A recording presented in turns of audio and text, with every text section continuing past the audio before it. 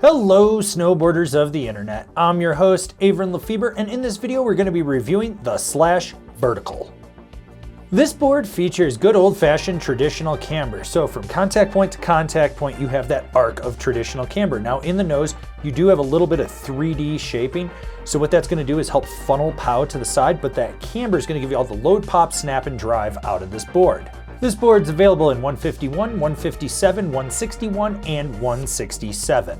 I rode this board at Copper Mountain on a day that was a mix of sunny skies, cloudy skies. You had chop, chunder, ice, death cookies, firm fast groomers, firm icy groomers, kind of just a mix of everything. And I rode it with my Rome Black Label bindings and my K2 Thraxis boots. This board is stiff and it's fully directional. So that means from the nose all the way back to the tail, it's just gonna get progressively stiffer. Now torsionally, it's not as stiff as you would think, and it won't exactly match up with the overall flex. You can actually ankle steer this board when you absolutely need to, which is nice because sometimes you need to ankle steer.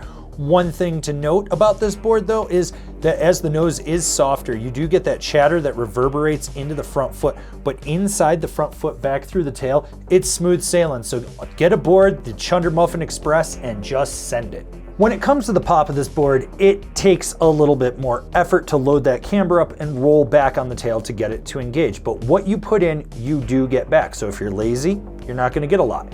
You're being aggressive, you're gonna be able to boost this thing to the moon. It's all dependent on how much you load that traditional camber up.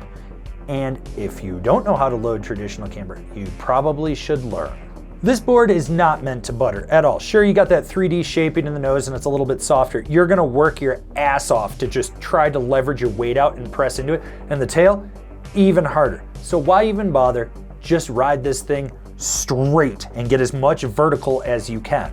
This board has a smooth edge-to-edge power transmission. You'll notice that right away. That 3D shaping really helps guide off the front foot, and then you actually can engage it more underfoot back through the tail.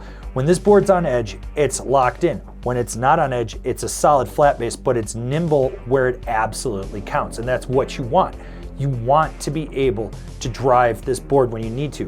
When you're just sitting on your back foot, disengaging that front foot and just rooping a hard carve, you can really lay it over. Overall, this board turns exceptionally well at higher speeds. Who's this board for? The hard charging free ride guy. So this board really surprised me when I got on it. I figured with that 3D shaping it was gonna be a little more loose out in the nose. It wasn't. This thing just stayed locked in when I needed it to, and it helped bust through chunder boulders with ease. This board just wants to go fast. I mean, if you don't want to go fast, it still wants to go fast. This board just charges, and it charges exceptionally well. It was a blast to ride. It just cut through chop and chunder with ease. I didn't get a lot of leg fatigue with it, and it stayed on top of everything that I put in front of it.